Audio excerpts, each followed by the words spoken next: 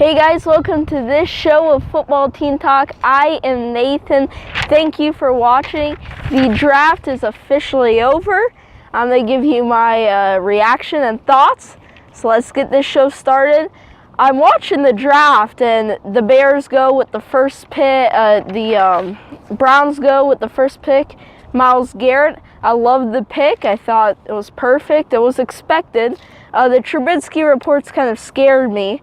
But they went with the right choice, and I'm watching the draft, and all of a sudden the Bears make a trade to number 2. So I'm thinking, okay, it's got to be either Solomon Thomas or maybe Jonathan Allen, Marshawn Lattimore, Jamal Adams, one of those guys that the 49ers were interested in, that they really wanted, because they gave up a lot to get to this position. So they had to be.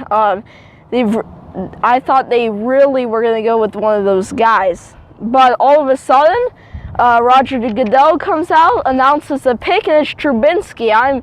I'm stunned. And I do not like, I'm not saying Trubisky that this is a bad pick. I'm not saying Trubisky's a bad player.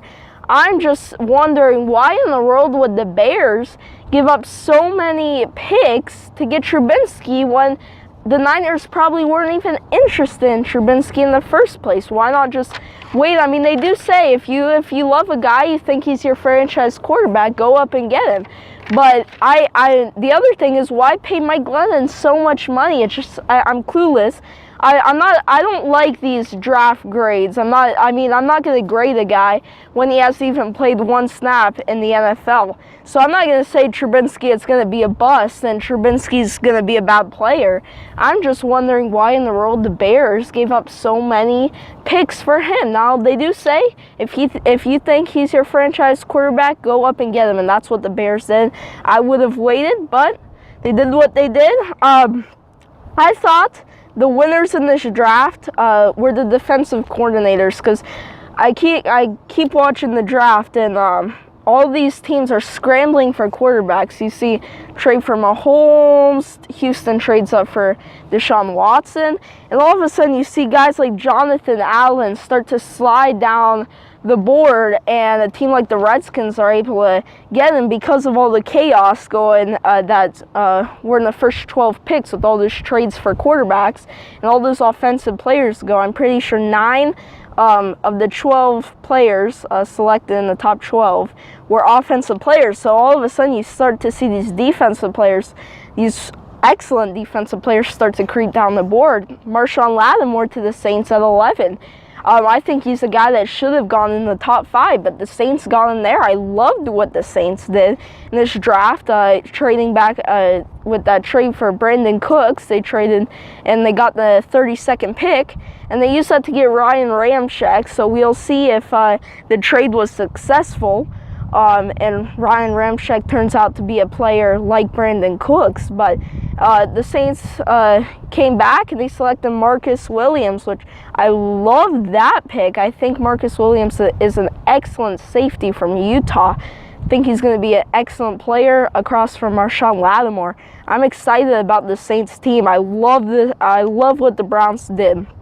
Came out, got Myles Garrett, and with the 12th pick in the draft, I thought they'd go Deshaun Watson, but when Houston traded up, they were patient. They weren't scrambling to get a quarterback. They weren't panicking to get a quarterback. They let the draft fall into their hands, and look what they ended up with. They ended up with more draft stock, 2 first-round picks next year, and they somehow ended up with 3 first-round picks instead of 2, but yet they accumulated more draft stock. So I love what the Browns did.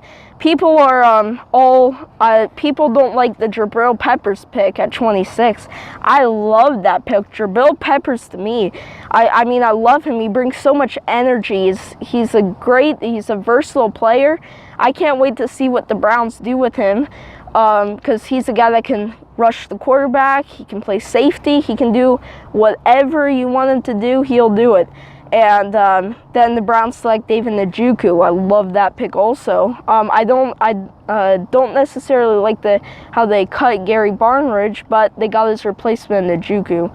I like what the Browns have done, and I loved what the 49ers did. I mean, the people I want running my draft right now is the 49ers GM and the Saints GM and maybe the Browns GM. I mean, I want them together running my draft if I'm a president, or I want those guys running my draft because they ace this draft. I love how the 49ers, I was debating in my mock draft if the Browns should take Solomon Thomas or Reuben Foster with that second pick.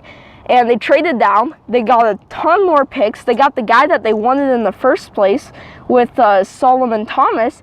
And then they come back into the first round and grab Reuben Foster, who for some reason, I guess there was a medical report that came out on his shoulder, but for some reason fell to the 31st pick. And the losers in this draft are the people that passed up on Reuben Foster. They're going to be sorry, especially the Steelers and some of those other teams who passed on Reuben Foster.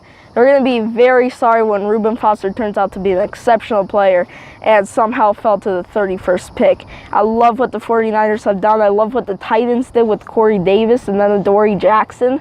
That's it. They added playmakers, guys who bring just big bang to your locker room, and I love what the Titans did. So Reuben Foster, I cannot believe how far he fell. He, to me, was one of the best players. And I cannot believe how far he fell. I was just stunned to see so many teams just pass up Reuben Foster, especially the Lions. I thought they were going to take Foster, but instead they took Jared Davis, linebacker out of Florida. I think the Texans, I'm not saying the Texans didn't get a good player in Deshaun Watson. I feel sorry for the Texans because if they waited and didn't trade and give away all those picks, and just waited the draft out to the 26th pick, there wouldn't have been a quarterback available for them to take. So they had to trade up to take Deshaun Watson, because with Deshaun Watson, they might be a competitor. So yeah, Deshaun Watson may turn out to be a great player. I just don't like that they had to trade up to get him. And I also did not like what the Bears did. It just puzzled me. It confused me. I did not get it. My favorite picks, but the best quality picks, I thought, were Chidobe Owosu. I've talked about how much I love Owosu. He went with the 60th pick to the Cowboys. I was shocked that he was still there. And the Cowboys really got a good draft with Taco Charlton and now Chidobe Owosu. I liked Obi Melifonwu at 56. I also like Reuben Foster. I love that pick by the 49ers. And then Jordan Willis, this was a guy, and I don't know if you guys saw, but Mike Mayock had him going to the Steelers with the 30th pick in his mock draft, his late mock draft that came out right before the draft. He's a guy that fell to the 73rd pick. I mean, that they've got good value in Jordan Willis. Boom or bust, Reuben Foster. It all comes out to what's going on with his shoulder injury. The medical report that came out. He's a boom or bust guy. It can go really well or it can go really bad for the 49ers. I think the Browns passing on Watson. Now, if Deshaun Watson turns out to be a Carson Wentz, then people around the league are going to start bashing the Browns. Although I don't think it's a fair comparison, because you're putting Deshaun Watson in a place where you've got an excellent offense and an excellent defense. That's not a fair comparison. So whatever Deshaun Watson does this year, you can't count on him to, if the Cleveland Browns draft him, for him to do that same thing. I loved how the Browns just waited out.